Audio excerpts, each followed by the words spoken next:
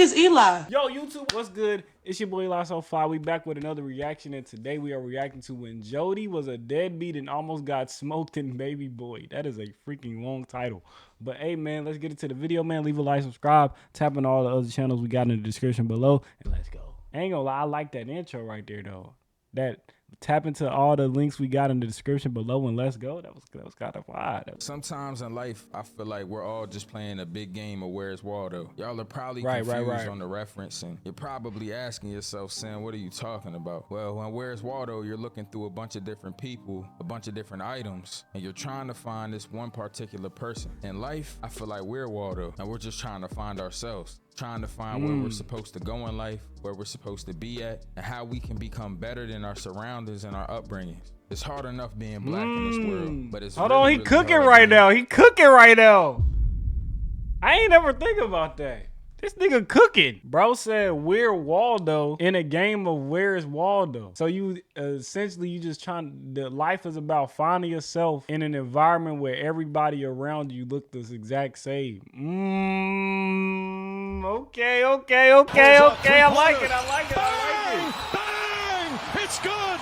Wins the game at the buzzer. Because a lot of times we grow up without fathers, in a house with a mom that's trying to turn us into the same man that hurt them in the first place. They coddle us, treat us more like a boyfriend than a son. It's a trauma response, and this can translate to our other relationships. All in all, you got to treat the ones who love you with that same respect. Sometimes the only way for us to find ourselves is to leave that nest. Stop letting our parents be our saviors and start saving ourselves.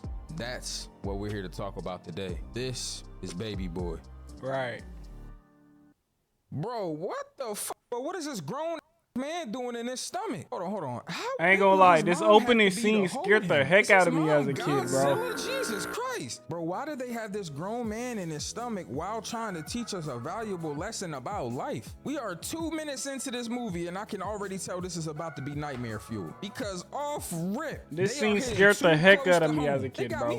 Why do we got Jody's grown self in a freaking life-size uterus? Why? Psychiatrist says a black man looks at himself as a baby, a not fully realized human being who hasn't reached their potential. At first when I heard this, I'm like, man, that's some bullshit. Bro, I don't see myself as a baby, but then I quickly got read for filth. This psychiatrist says that our evidence is that we call our girls mama, our friends boys, and the place that we live in a crib. And oh my God, am I a baby? Bro, I just realized at 29 years old that I might be actually 2 years old. I don't know how to feel. Bro, he is sin.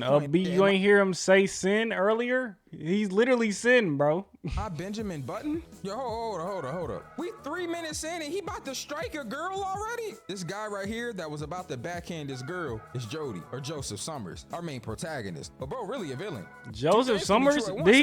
That's his full name? I never knew that was his full name. Joseph Summers? Strap in. This is gonna be a bumpy one. Yo, hold up, man. Pick your pants up. You know, in prison, if them pants sag and drip, you trying to get some of that sack and dick. Real shit. All right, pause. Lemon heads, and I'm not gonna lie, this might be a controversial take, but lemon heads might be the most trash candy of all time. I'm not gonna lie. Maybe. I'm disliking. You lemon head hate is crazy. Lemon head hate is crazy. Lemon heads are. I'm not gonna sit here and act like lemon heads is just top candy, but lemon heads will get you out of a jam, bro. I ain't gonna lie.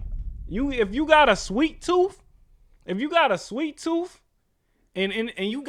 all you gotta, like, all you can get is some lemon heads gonna get you out that jam. I'm gonna tell you right now, lemon heads tough. Underrated candy, I'm not gonna lie. Underrated candy. If I had to put them in a tier, I'm gonna put lemon heads in like B tier, maybe C+. You know what I'm saying? Around there, C+, B tier. Lemon heads is definitely goated candy, bro. Let's not sleep on the lemon. Low key, I feel like we should do a candy tier list, chat. Somebody send me a link to a candy tier list. We'll do one of them, but let's keep it going. Because black licorice exists, but that's besides the point. Also, nigga, what? Did this nigga just put licorice over lemon heads? This nigga smoking. Licorice is trash. Garbage. Never in my life would I eat licorice over lemon heads. I wouldn't even really want to eat licorice in general. Smoking. Milky Ways, cause who the f eats? You know what? I digress. Okay, we're 5 minutes in and his girl is getting picked up from an abortion clinic. Oh God. All right, so Jody's trying to comfort her, but obviously But this the is health traumatizing. stats. I mean, think about What it. health You're going in stats? there and you're literally getting your baby killed. They are digging inside of you and scraping your baby out of you. It's legitimately terrifying. I honestly feel for any woman that has had to go through an abortion. Your boy Sin had a pregnancy scare when he was 16 years old, and I'm not gonna lie, Pregnancy scare at 16 I is don't know crazy. if I should say I'm happy about it because that's kind of, but I will use the word relieved because there ain't no way at 16 I was having a baby. I mean, it probably would have been cool and I would have probably just had the baby all the time and played fight night with it. Me and the baby up in Played playing fight Xbox, night with and the I would have baby. left his mom as soon as she had the baby. Every time we were intimate, it was like I was having Xbox. All right, my fault. That was trash. You know, now that I'm thinking about it, Baby Boy might be a horror movie. So bro's trying to be there for it, but he knows she's mad. I honestly can't tell if he was actually concerned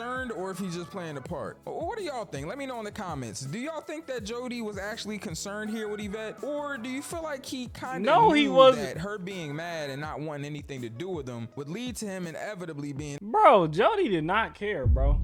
Jody did not care. And I will say this right now. The reason I know Jody ain't care is literally because my mother watched this movie yesterday. My mother watched this movie literally yesterday. I woke up to the sound of shoo-be-doo-bop, shoo-be-doo-bop. And if for those y'all that have seen the movie, y'all know that's basically the soundtrack to the whole movie. Jody did not care. In this scene right here, Jody did not care, bro. He was literally just playing the role because he knows that she going through something and he just don't want her to feel bad. Man, he ain't care. He ain't care. I'm not finna try to break down why he ain't care or how I can know that he ain't care. He just ain't care, man. What's good, Monkey Pop? Eli, why are you dressed like that? Dressed like what? I'm clean, man. I'm not clean. So I'm not clean. So I ain't fresh. and able to leave with the car keys. I don't know if he's gaslighting or if he is concerned, but I want to know what y'all think. So after the jersey looks so weird. How the jersey look weird? It's a LeBron jersey. How the jersey look weird? Monkeypox, you just don't know how to dress. Not even a big shake in the enchilada. Me personally, I'd probably give the pussy up for that, but I'm a big boy, so I'm biased. But anyways, he takes a car and he goes to his baby mom's crib. I thought you came back from work and you just streamed. You know, as a child, I had no idea that Jody was 20 in this movie, but now that I know, Jesus Christ. So he walks straight in there, goes into the bathroom, she in the shower. Obviously, she gets scared because this big black ass just walked in the bathroom, barging through the door like he owns the place. I am in the shower right now. And here comes big buff bald guy yelling at me, talking about a nigga here make me something to eat. Good Lord, this is how some of y'all live? I'm not gonna lie, that food looks slapping, though I can't lie. I know how to dress. I'm gonna show you a good fit. Go ahead. Big bag. All the food is loaded up and you know I need a snack. All right, my fault. In the midst of this man eating, the grandma comes home and she doesn't like him, but he goes outside to get the baby anyways. I'm not gonna lie, grandma looking decent, at least a 6.5 out of 10. Your boy will probably smash again. Now Jody holds his daughter for what seems to be about what you mean again? Pats her on the head, puts her down, she goes to sleep, then goes to the room to get high, and it's like that one scene from Dance Flick, you know. Not now. One day when I order all the clothes I need. See, you ain't really dressing in. And he dips after this, and bro pulls up to his mama crib, which is his crib too, and it's a crib. You see what the movie's trying to insinuate here? Now she's out back playing in the garden. Shorty about to make all types of spinach, tomatoes, beans. God damn, what is she, a Chipotle?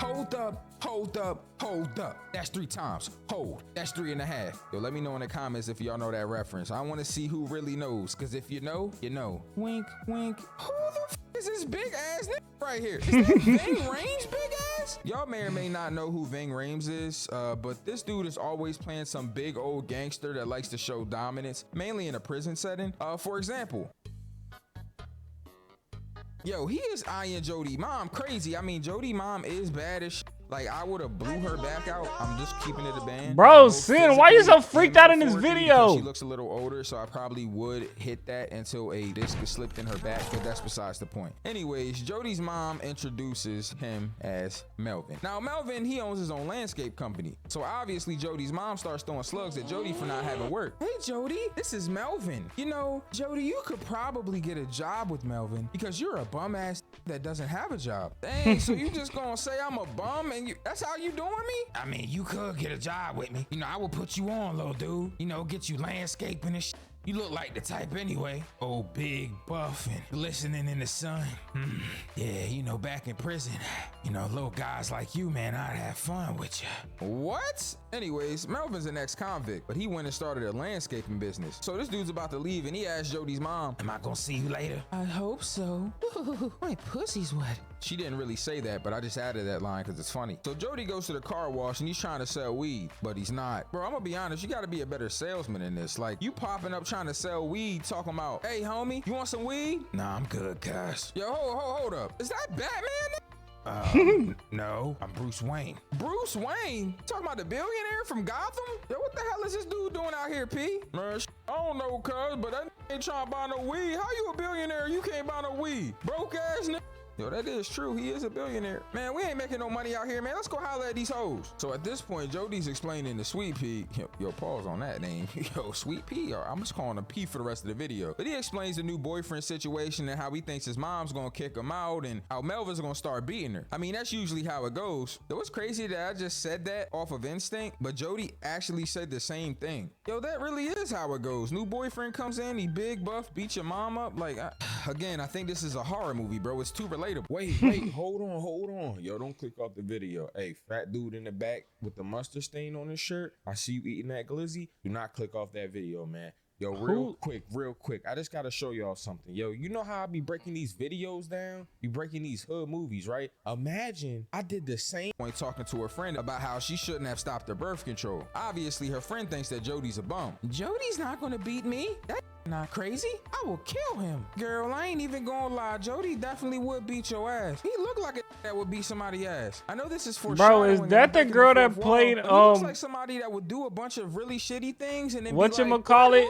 in Friday? From me. Wink, wink. So they go back and forth and about how he doesn't love his other baby mom, Peanut, and how he's a mama boy and doesn't want to live together with her. Obviously, she is openly explaining why this is trash. She's sitting up here cooking her friend because her friend gets beat by her boyfriend, but she's saying Jody won't ever hit her. Hold on to that for later. After this, Jody's in his crib having a crazy nightmare. It's very convoluted, but I'm gonna break it down. So basically, he's having a nightmare about how he ain't. He's seeing himself in a lot of very vulnerable situations in this nightmare, and he's treating all these women bad. He eventually gets shot, dies, and he makes everyone around him sad. It's kind of a scary sight to have both your baby moms you're actively with both of your kids and your mom crying over you. Right. This movie is crazy. Anyways, this movie was definitely crazy. This movie was directed by John Singleton too, chat. This was a John Singleton film, and I get the messaging behind it. Or actually, I kind of don't get the messaging behind it now that I think about it. Now that I think about it, I don't. What is the messaging behind Baby Boy? Don't be a degenerate. Like, what's the messaging? As a man, just like take care of your responsibilities. I don't know what the deeper message behind Baby Boy is supposed to be. If you don't want to be a father, don't have a kid. I think the messaging behind Baby Boy, because you got to think about the subject matter of the movie, right? You got to think about the subject matter of the movie. The subject matter of the movie is he's 20 years old. He has 2 kids and he still lives with his mom. And he also has like he has women that he messed with, but he's afraid to commit fully to them. So I think the deeper meaning of the film is to like just take responsibility as a man. Like, you know what I'm saying? At some point you gotta be a man and take responsibility for your actions. I think that's what it is. But there's also a part of it too where he's traumatized to a certain extent, which keeps him from taking responsibility. I don't know. You know, he has her car all the time, the car that's not his. I mean, he does do some work on it, like he fixes the brakes, and then at some point he does a little moderations to it, but I mean, it's not his car, so it is what it is. So he gets there, bro, when they kiss, and everybody there starts clapping, except this one girl in the back that eyes him. Hold on to that thought, or should I say that look. It's going to be important later. So he takes his son with him, and they in the car bumping music. He needs to see me. I'll bring him back to his alpha presence. She is going what? on a date. alright. Hey, How? baby, you think I look What does that good? even I mean, you look monkey alright. pot? Oh my God, you hating. I'm fine as shit right now. Bro, but mama, you going on a date with this dude. Where he taking you? You don't even know who this guy is. Have you seen this buff ass nigga? He looks like he beats women. He's obviously a thug, bro. I know he been to jail before. I know that because I went to jail with him that one time, you know, not for the same crime. I'm but the I was in a alpha holding cell leader. with him, and, Okay. you know, all right, but that's besides the point, bro. All I'm saying is that motherfucker is a criminal. Oh my God, get out of here. Go find something to do. Go get a job. Bro, you always trying to tell me go get a job. You know what? Fuck you, bro. So he leaves at this point, bro, and he goes to talk to Melvin. Now he asks Melvin a billion questions, bro, just to basically call him a thug. You know what's kind of crazy? Because when he said to his mom in that bathroom scene that he was a thug, his mom, instead of saying like, oh, maybe I should learn more about him, she responds with, oh, well, I need that type of guy. Y'all want some like Miller that to handle wafers? me. What the f*** do you mean somebody to handle you? I'm not gonna lie, any girl that says I need a thug to be able to handle me, that's a red flag. Because what do you mean Facts. by that? What do I possibly have to bring to the table to be able to handle you? A felony? A gun? Like, like, come on, bro. Like, what the f? Those are the type of women that will just completely walk over a square. I'm not going. I ain't gonna lie. Then again, I am also a convicted felon, so I guess I would be the same type of guy that she would want. All right, you know what? I'm just moving on. Now, Jody wants his mom to date some square. I'll break down why. Basically, he doesn't want his mom dating some super thugged out dude because he wants to have some semblance of control. Jody has control problems because he's been coddled and spoiled his entire life. His mom raised him to be more like her man than her son, and when that boundary starts getting like blurred, it's a little weird. It's like a whole Oedipus complex thing. Melvin brings it up later. We're not there yet. Hold on to that. But basically, Jody feels like he is the man of the house because his mom raised him to be like a husband figure and not a son. So now he's all jealous, and he'd rather a square be there because he knows that a square is not going to do shit. He still can be in control in the house. He's not going to do anything, but Melvin's not going for that, and he knows it. So it's like, I don't want to get here. Hope that made sense. If you have any questions, ask me in the comments. I'll be sure to answer. So he asks, you know, Melvin where he grew up at, where they're going. They're going to this club in Crenshaw to dance and listen to music. But he also tells Jody that he grew up in the Hoovers. Now, real quick, I know that you guys like history lessons, especially on hood etiquette, gangs, things like that. So the Hoovers originated as an African-American street gang. They're located on the west side of South Los Angeles, California. They're named after a street called Hoover Street. This is between Vermont Ave and Figueroa Ave. Obviously, if I pronounce any of these names wrong and you're from California, please don't be offended. I'm not from there. I am getting this information online for you guys. I like to educate on my channel while entertaining. You feel me? But anyways, the Hoovers consist of several individual street gangs under the Hoovers criminal gang moniker. They're known to sport apparel of the Houston Astros, a Major League Baseball team with an orange dominant uniform color, which inspired the Hoover Criminals gang to choose orange as their identifying color. They also sport Houston Astros baseball caps for the large H to represent Hoover. The 52 Hoover gang. Side note about Baby Boy 2. Something that I want to touch base on is like we talk a lot about how Jody is wrong, right? We talk a lot about how Jody is wrong in the sense of this movie, but really we don't ever see anybody talk about how Yvette was wrong neither.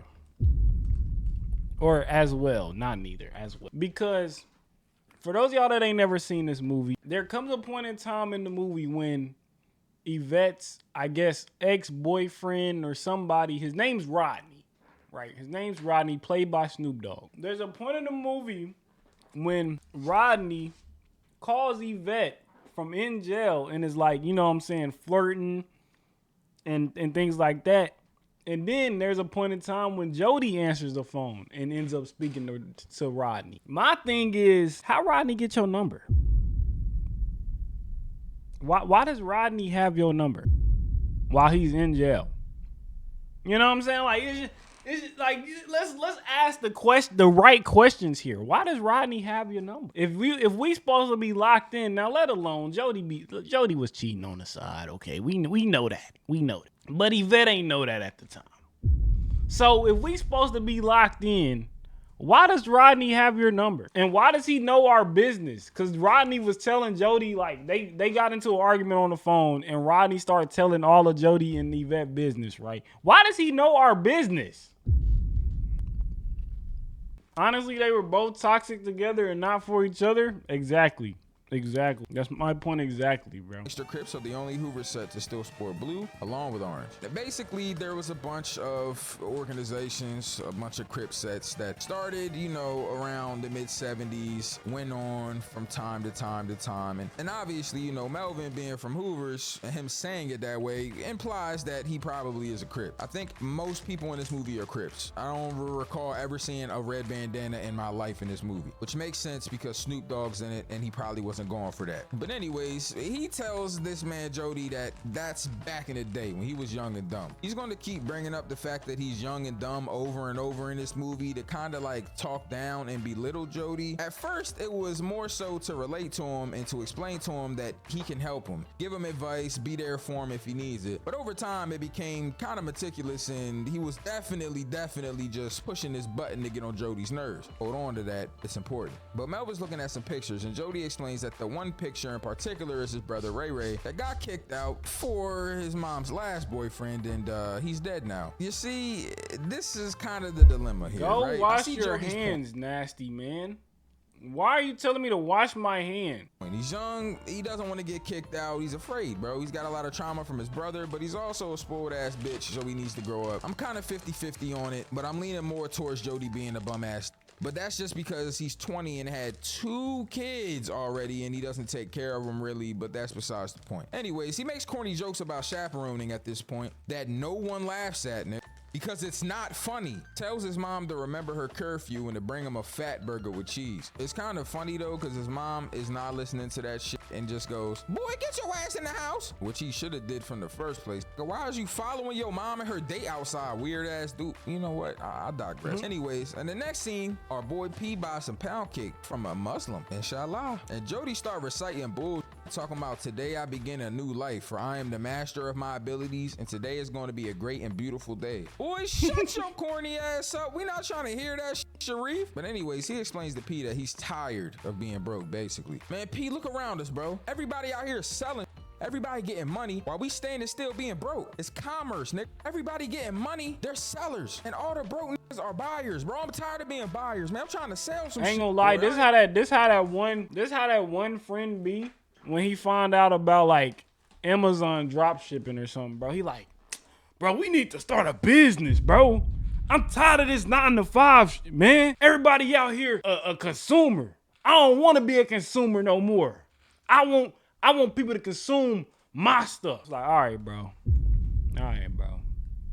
You like, we know next week you clocking right back into your job.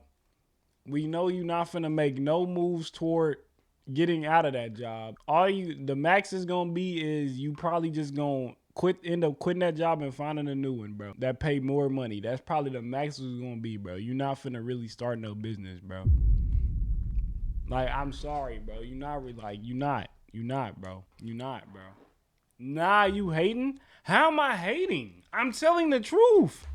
Can y'all tell me one homie who done said that they was gonna start a business or something and actually made a plan and all of that and is actually working towards starting said business? Most of the niggas just talk about it and don't make no plan, no nothing towards actually doing it. Me. Yes. Well, y'all the 1% then, bro. Cause you know what I'm saying? Most niggas don't make no moves toward actually doing it, bro.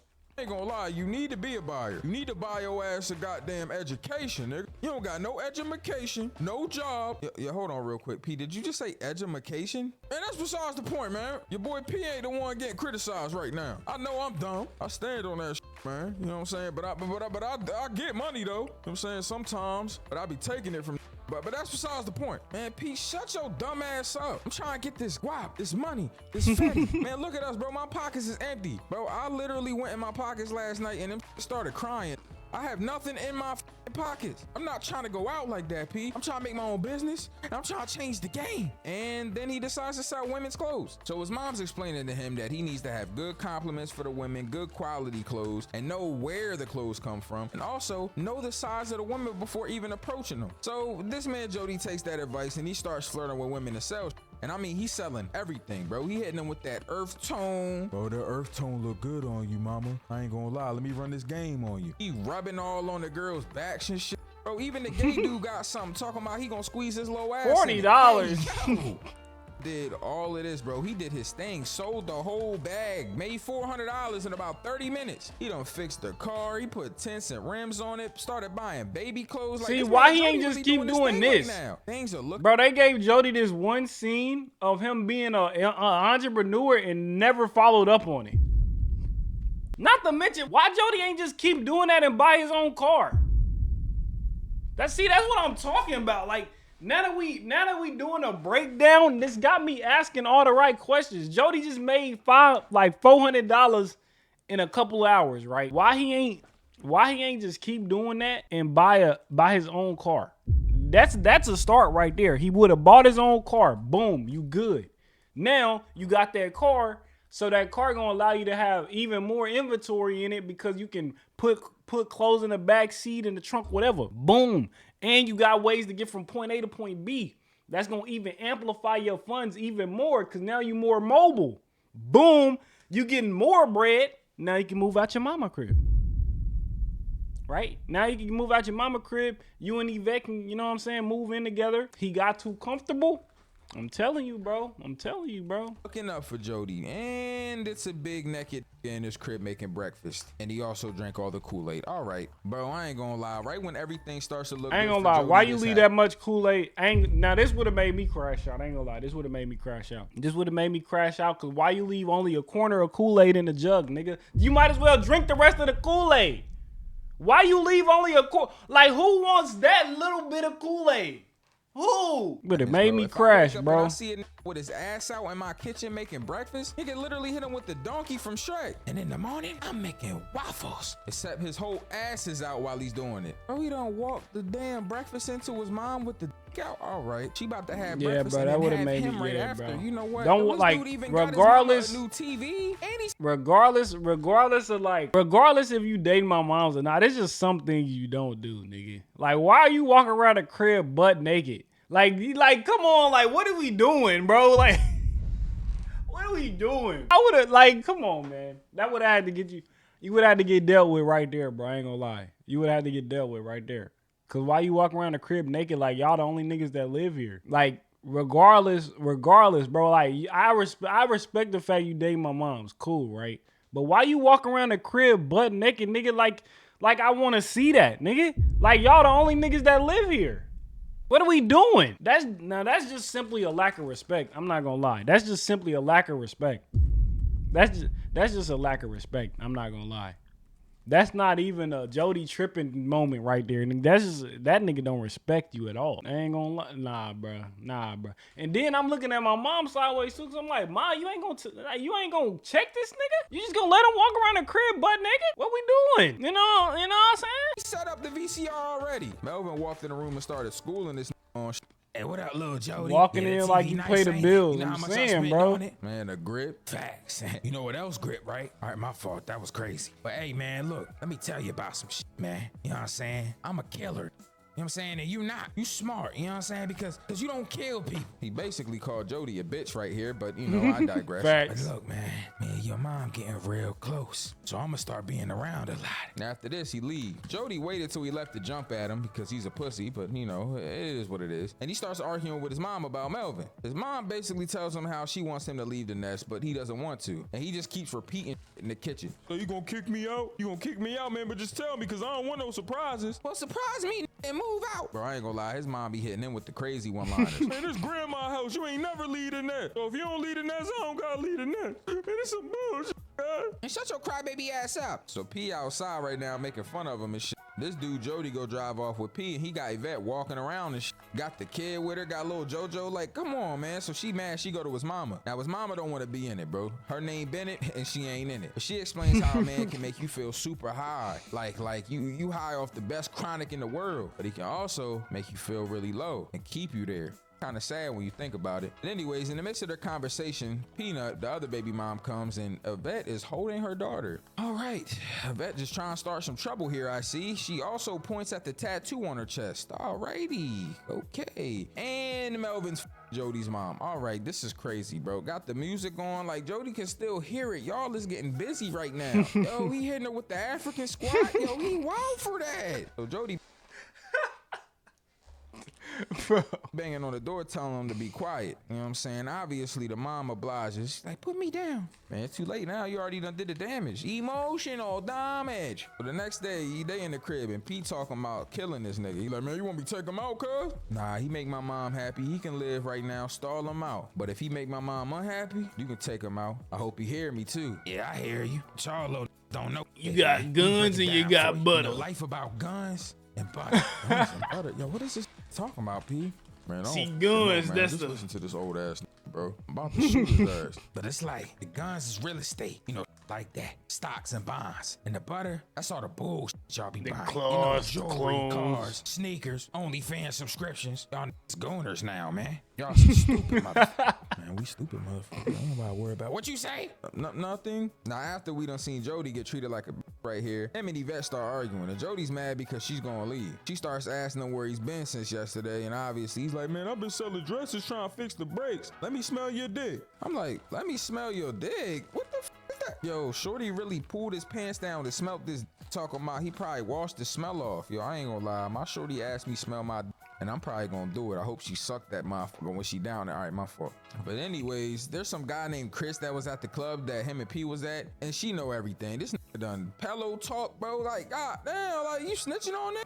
This man went in the back, got a private dance. I ain't gonna lie, he definitely fucked Shorty, but he try to act like he did. Talking about I ain't touch her, what is that frame? Oh, you definitely So Yvette got a good point. She's asking him why he always gotta be around them nasty girls. So they get to arguing, bro. She followed this outside at this point, start yelling at him. Jody threatens her. She all scared and like, yo, it's very, very. You got the much neighbors in the business, bro. You remember I told you earlier to hold on to that thought. He's gonna hit her at some point, bro. We're not there yet, but it's gonna happen. Just wait on it. But she start yelling, I hate you, I hate you. Instantly switches scenes. I love you, boy. And you know, I'm not gonna lie to you. I can't show y'all the sex scene because, you know, YouTube be tripping with demonetization and shit. But I'm gonna give you this line without context and you can guess what happened. I'm gonna make your tacos. Yep, I owned it. Bro, yes, that was a little pause. zesty, but it is what it is. We're moving on. So they lay it down, bro, and she gets to saying that when she says, I hate you, I really love you, but I'm scared. And this dude gaslighting again, bro, talking about, I made you have Jody in case if I died in these streets, a piece of me would still be here. Oh, he's such a gaslighter. He's sick. So she goes, if something happens to you, what He's about not me? sick. He's traumatized. He'll be all right. He thinks he's gonna die. You know what? This is crazy, bro. She need to do better. Anyway, she gets up after getting her back blown out, cleans, and makes some tacos for him. Remember that line I said? But now we at P's house, and P gets to arguing. He in there playing the game and See, P all paranoid. He thinks for some reason that they about to kick him out. I don't know why he feels like this. I guess it's just insecurity, but you know, I digress, bro. I really don't know what's up with P, bro. I think he's just worried because he feels like he's not useful. Like when a man doesn't feel useful, it's like their whole importance is gone. You know, society makes us feel like as men that we have to be useful. Like we have to, you know, pay bills or take care of people. And when we don't, it's like, it's just bad. You know, we get to a point. I mean, in this sense, I get what you're saying, but in this sense, Pete and Jody both some just deadbeats, bro. Not deadbeats. What's the word I'm looking for? They not dead. Well, Jody's a deadbeat, but they more so just delusional. Nah, that's not the word. What you call somebody that ain't got like just nothing going for theyself? That's what P and Jody are. They just two niggas that ain't got nothing going for theyself at all. So from that standpoint, I can see why P on one hand would feel like they about to kick him out because he ain't got nothing going for himself. All he do is hang around Jody all day, play video games. I don't even know if P got a job. It never said in the movie if he got a job or not. So yeah, bro, they just two low lifes.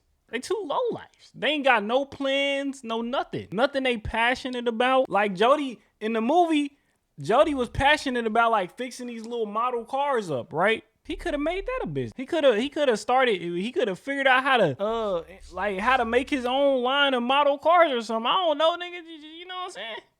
Do something. Have something you want to do or something you want to pursue in life. Something. I don't know, man. I don't know. Point where we feel like we're just completely useless, like we're not relevant in life. And I think it just makes P in this situation where he has to ask them for money, ask him can he stay there, live with his girl. It makes him feel insecure. So when they talking at any time, he automatically thinks it's about him. Kind of sad, bro. Anyways, Jody comes in and this dude calls his girl and his girl's mom unstable creatures. I ain't gonna call them bitch. Yo, unstable creep. You know what? Anyways, he wants a job from Jody. Unstable Jody tells him that if he can sell one piece of merchandise, and I ain't talking about Luffy and them, that he can talk business. So the nigga go to sell a dress. Hey, shorty, you wanna buy this dress, cuz? Man, this from Paris, man. I don't know. It looks out of season. No, they wearing it over there. I seen Tyra Banks in this shit, bro, and you look better than Tyra Banks, baby. I ain't gonna lie. Like, you fine as shit. What material is it? Why you keep asking me all these questions, man? My God, damn, you gonna buy it or not? I'm just trying to make a living out here. Living as a booster? All y'all do is sell fake dresses and stolen property. Man, I'm down with OPP, man. What the you mean? Obviously, he couldn't sell it. Shit is too funny, bro. Anyways, Jody's in the garage fixing the bike for a load, and he talking about, man, my girl always think I'm cheating. Yo, I'm in the bathroom. It's a bitch in there. I go to the store. The bitch in the store, like, this shit crazy. Man, I feel you, cuz, but I want to get saved, man. Like, I want to go to heaven, man. I don't want Jesus to turn me around like to go to hell. What is you talking about? Like, what you do, bro? Why you talking like that? Man, I ain't do shit, man. Man, it's just like my dilemma, man. You know, every day I leave at 9 a.m., man, and I just go to my man's house and we play Madden all day, man. I'm pretending to do something and shit, man. It's sad as fuck, man. Like, my girl, they got me staying there, and I gotta ask her for money. Like, yo, I'm hitting my girl from the back, and I'm like, yo, can I get $10? Like, man, that is sad as a bitch, man. And you gotta find what you like, bro. Like, what are you good at? Shit, robbing? All right, cuz. Now, Jody's in the garden pulling weeds after this. Now, this nigga Melvin come outside and Jody leave. And he just be like, man, we gotta stop this shit, Jody. Why every time I leave, you come back? Every time I come back, you leave. Now, give me some wine. Tired of this shit. Now, after that, he working on some dice in the crib, you know what I'm saying? Jody starts questioning Melvin about his kids, though. Says he pulled up on this kid named Quan at school, and he said that Melvin used to beat his mama ass. You gonna beat my mama ass, Melvin? Nah, you know better than that. I don't like you around my mama, because you foul, dirty motherfucker. So Melvin, he ain't playing with him no more, bro. He ends up choking that nigga out. Jody like, nah, that's right. That's right. Call for you. Little Jody. Nah, you a scared little chocolate. You ain't nothing but a little chocolate. I need you to get on your knees and fix it. Bro, he got up like it was nothing. Bro, this movie is comedy, bro. In the same headlock that he just put this in. Then asked him if he wanted something from the store. Yo, this shit is crazy. So this man Jody pull up after this to Pandora. Remember earlier I told you hold on to the look that she gave him at work. Well, this is why. So he pulled up to sell some shit, but he know what he was doing, man. She just talking about, man, I just want some dick. The nigga tried to leave and all that, but she tempting. That ass fat too. I ain't gonna hold you. God damn, started giving him head and everything. Put the condom on, started riding him. But he lead talking about, man, I knew you was a trick. Boy, you know you want this. Man, this daddy dick belong to Yvette. And girl, you don't even know how to suck anyway. Take your black ass in the house. So after this, it's mad funny. Every time they see each other, he blowing raspberries at her. So Yvette get in the car, they go to get food. Now, unfortunately, Yvette finds some condoms in the back. Asks him what it's doing in the car. Well, bro is foul. So, bro, he getting the food from the spot. He like, thank you so much. She like, oh, thank you so much. Are you being funny? The best condom, lubrication, the world's #1 condom. At least you went all out. All I get is a trip to the clinic. Who you f***ing? You somebody in my car? Man, I don't know. You don't know? And you f*** so many girls you don't remember? Man, I swear to God, I want to date other niggas. I'm gonna let another blow my back out, put his load in me. I swear to God. Man, go there and go f*** him there and shit. So at this point, they going back and forth. She asked some questions. She like, who you f***ing stand on it? So they go home to finish the conversation. Later, and they she together? Like, they together. Be honest. You get with some of the girls you sell dresses to, this nigga go, you want me to be honest? Look, I love you. I want to be with you. You're probably gonna be my wife. Yo, the fact that Monkeypox, have you ever seen this movie? Is crazy. But he says them other girls are tricks. And she like, man, you don't love me. If you love me, you wouldn't lie. And he's like, no, I lie to protect your feelings. They together, but they toxic. So he asked like, yo, did you fuck Pandora? And she think that he really fucked her, but he didn't, obviously. Of course not. Monkeypox, you need to watch this. I think it's on Netflix, but bro. you know, that's besides the point. So she hitting him and shit, and he accidentally smacked her, bro. Remember I told you he gonna end up hitting her? Well, it just happened. Now she crying and shit, but he carry her to the room. She, you know, get off him halfway. She started running to the room talking about, you told me you never would hit me. And this started eating her. It's gonna make me mad. Say sorry. Oh, this grown ass man can't say sorry. Yo, he started goddamn eating her coochie instead. Like, what the fuck? This shit wicked, bro. Wait, he did that. Anyways, the next day she went and got her car from this nigga. He called freaking out thinking the Hispanics. What's them shoes she got on, so he bro? rode a bike to her house. I ain't gonna lie, chat. If I'm being honest, I thought that bike he had was so clean though. Bro, that bike is fire. I ain't gonna lie. To this day, that bike tough.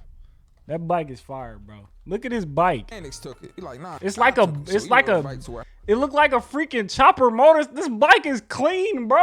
I want one. Bike fire. House at the door trying to get back in. He lying. Baby, I ain't never gonna cheat no more, man. I'm not gonna lie. I swear to God. I mean, it was that one time I fucked that one shorty and your landlord. You know, the old little Hispanic bitch that lived next door. I fucked her too, you feel me? But that come on, baby. Like, I ain't paying through it. I would never break the code. I mean, it was just one time I did break the code, you feel me? I fucked your boss. But baby, come on, man. I'm just saying. Yeah, she almost fell for that shit, bro. I ain't gonna lie. He beating on the door, scaring her. Now his son in there talking about how he want to see him. And he like, oh, you keeping me from my son? But then the landlord come out yelling. Now at this point, he got to leave because he don't want Yvette and her son, you feel me, and his son, technically, to get kicked out of the crib. So we go home to his mom about all this shit.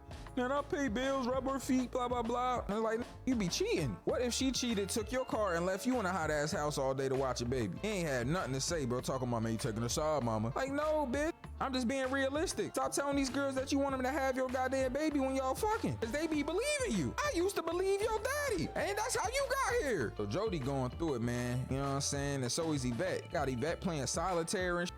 Drove herself home. She on the phone with a friend, a goddamn friend, you know what I'm saying? Boyfriend in the background telling her to get off the phone and shit. You always goddamn talking to them hoes, tend to your nigga. So we get up and walk to her, bro. And Yvette's telling her how she feel like they gonna get back together and all this, da-da-da. Whole time, this bitch get fucked while she on the phone. Anyways, after this, Vegas a knock at the door, and it's this nigga Rodney. Now, y'all probably don't know who Rodney is. See, there was a point in this movie where this man, Jody, answers the phone, and it's somebody from prison. Now it's Rodney. Now Rodney, I don't know how this bitch got Rodney number, but they was talking back and forth. I guess she wanted some attention Jody wasn't giving her, and obviously he wants attention from a girl because this nigga's in prison. Old time is Snoop Dogg, which is crazy. Like, what the fuck, bro? It's so much drama in the LBC. It's kind of hard being Snoop. Double Rodney. All right, my fault. But anyways, bro, Jody, he wanted her to get a block on the phone, all this shit. They get on the phone. He starts talking crazy to Rodney, which is also important. Hold on to that. But now Rodney's here. Told his parole officer that because he was giving letters back and forth to Yvette and they was on the phone, that he could live here, which is crazy, but you know, it is what it is. Anyways, Jody goes to buy some liquor and he gets his bike stolen by a bunch of YNs. YNs are, you know, young. They be wildin'. I'm not gonna lie. They listen to NBA Youngboy, Rob 49. What the hell? All right, my fault. But they be wildin' basically. They beat this nigga. Fuck. Took his bike, took his goddamn Alizé. But we go to P crib, bro. Tells him that the little niggas jumped him. So they pull up on him, put the gun straight to these little niggas. He acted drunk. He walk up. He clack. Yeah, fuck, nigga.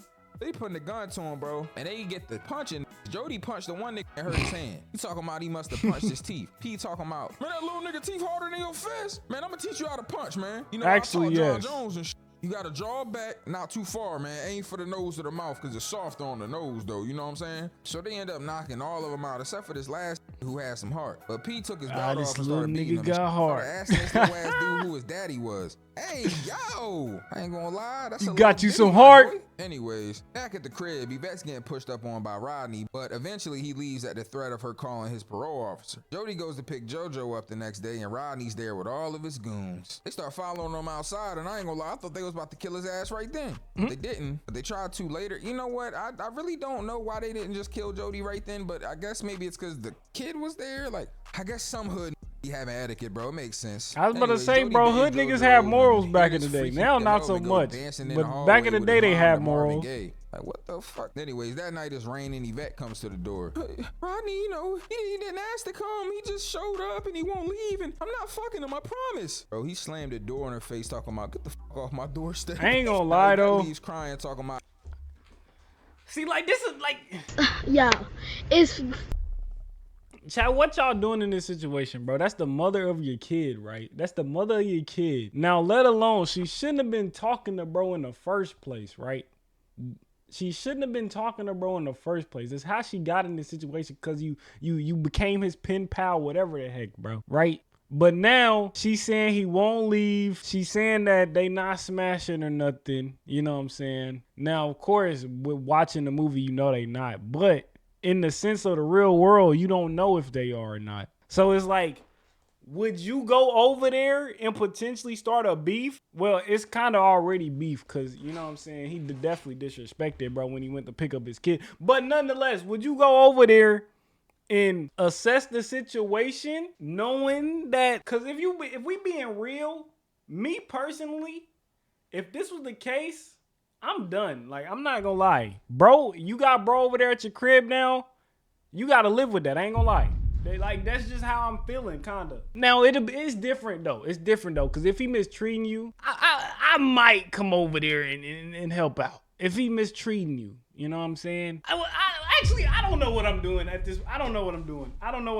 I'm like, it's cause on one half, I believe you definitely should. Not to mention that's the mother of your kid, so it's like, if she's having a bad time, you know your kid having a bad time.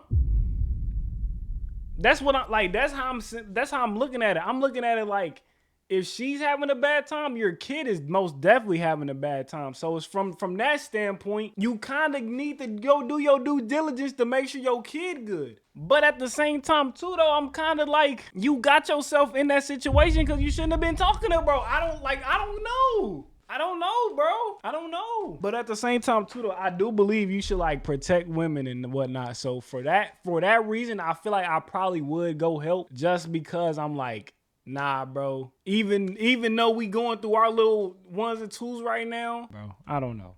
This is definitely a sticky situation. How he don't love me no more in the car and get me out of here. He was gonna go open the door and go talk to Yvette, but he didn't. Anyways, he goes in the crib, calls Peanut, and she don't want this bro, talking about, yo, when I want some dick, I'll find you. Anyways, his mom wakes up the next morning and finds some weed in the garden. Now, Melvin did it, but she blames his nigga. They argue about it, but Melvin comes in and says sorry, kisses her in the mouth, and she not even tripping off of this. Now, this bothered me because his mom was really you a good man, Eli, because I will leave with the kid. Jody that did it, but the thing is, bro, because I get what you saying, monkeypox, but the thing is, your kid still has to, at some point, go over there, right? At some point, your kid still has to go see his mother. So from that standpoint, if his mother, because that's the thing a lot of people fail to realize too, when they co-parent or whatever, while your kid's situation with you might be good, if your kid's baby father, baby mother, whatever, if their situation isn't good, then that means your kid probably isn't good over there anyway. Like, that means your kid's probably not having a good time over there because how the other parent is mentally, physically, all of that plays a part into taking care of your kid. That plays a part into your kid's well-being.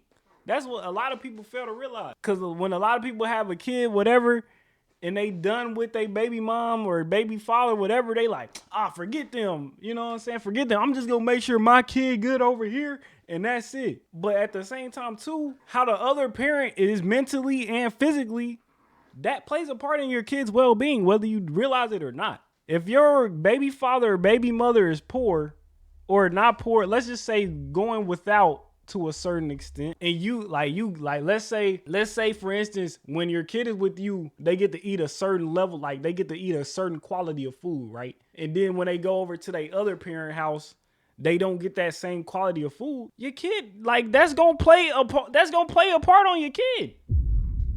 I'm just telling the truth. That's gonna play a part on your kid because your kid's like, why can't I have Frosted Flakes? When I'm with dad, we eating Frosted Flakes. Why I can't eat Frosted Flakes over here with mom? You know what I'm saying? I'm just saying, bro. Like, that's why you gotta make sure even if y'all not together, you still low-key supposed to make sure your kid's other parent is taken care of as well, because that plays a part in them taking care of your kid, bro. In their mouth and it's cool. What the f*** is that? You know what? I ain't even about to trip. But I think this whole thing is f***ed up because as soon as Melvin intervened on some shit that he started by doing this in the first place, telling Jody he got an Oedipus complex, Jody gets mad and was like, man, I got heat for niggas like you. Pushes him, and then he starts getting his ass beat. I'm not gonna lie, Melvin broke the glass table on that day. Now, his mom sides with Melvin in this situation, which makes Jody leave. I'm gonna be honest, if my mom sided with the that just beat me up right in front of her, I'd probably leave too. Now, Rodney gets up the next morning in the Vest house, and for some reason, he kicks JoJo's fort down. Why did you kick this? I was about to say, bro, and see, this is what I'm talking about. This right here, that's why we'll have to go assess the situation, because, nigga, you just kicked my little nigga fort over for no reason. That's what I'm talking about, bro. Even though y'all not together, your kid still gotta go over there. So you still supposed to do your due diligence to make sure your kid having a comfortable time over there as much as they have a comfortable time with you.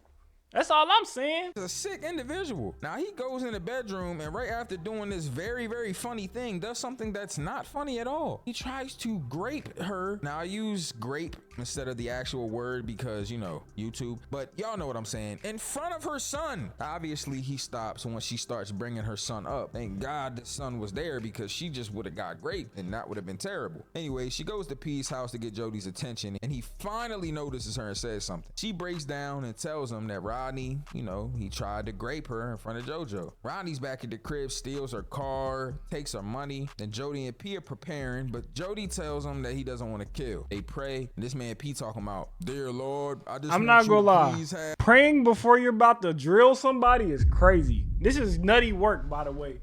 Praying before you about to go put some holes in somebody is crazy. What? Like what? I ain't gonna lie, you got shot in the name of the Lord? Like what type of timing, bro? I never thought about this. This nigga prayed before they was about to shoot at a nigga. This nigga prayed before he was about to kill a nigga. That's nuts. I ain't gonna lie, I don't think I want to mess with P, bro. I don't think I want to mess with P, bro. If you got somebody like P in your vicinity, it's best you leave that nigga alone. Cause that nigga prayed before he shot you. Bro, that's nuts.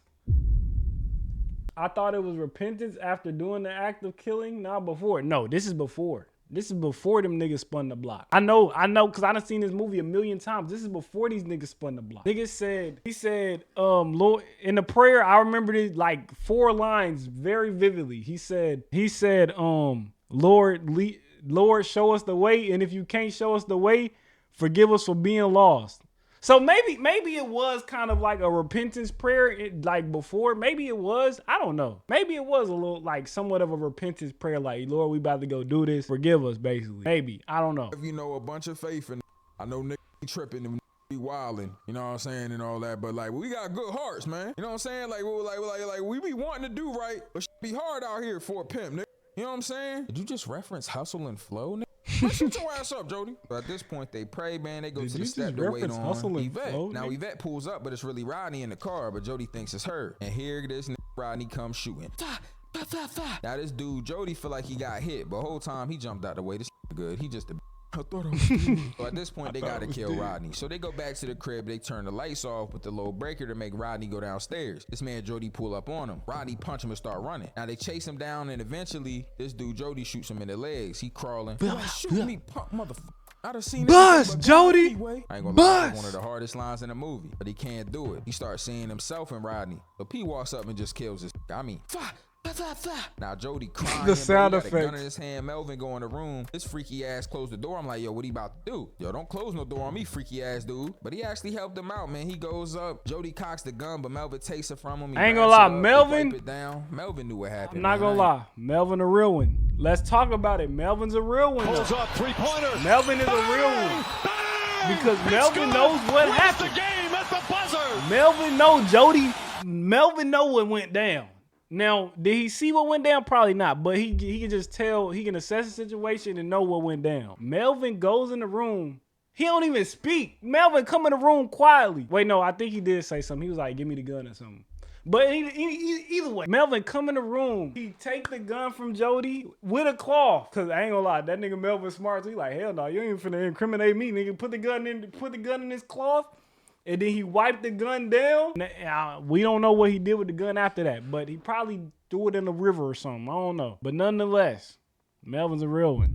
Melvin's a real one, bro. But Jody's scared as shit. He go to Yvette and they lay together. You know, sometimes you need a good woman, bro. When you be all anxious and shit. Anyways, after some time, he goes to his mom's and everything's good. And Jody's actually happy she got a new boyfriend. He talks about dying. His mom gives this whole speech about living life and just being safe and nobody's dying anytime soon. And, you know, everything's cool. Jody and Melvin cool. They speak to each other before he leaves. Jody lives with Yvette now. Yvette's pregnant. He got baptized. Shit, they even engaged. Man, it's really crazy when you break down everything that happened. This man, Jody, 20 years old, 2 baby moms, and he just couldn't find himself. And like I said in the the beginning Yes, of the video. sir. Sometimes you just Shout can't out find Black yourself, Love. bro. You I ain't really gonna are lie. Waldo, Them looking niggas, through a they bunch of definitely was different people toxic, and a but bunch shout of out different Black Love. obstacles, just trying to find yourself. It took Jody a long time to find himself, but he found something he was good at, something he liked in selling those dresses, and he found out finally after all this time that he had something good this entire time. He was overlooking DEADBEAT, and he doesn't do that anymore. It sucks that it took this much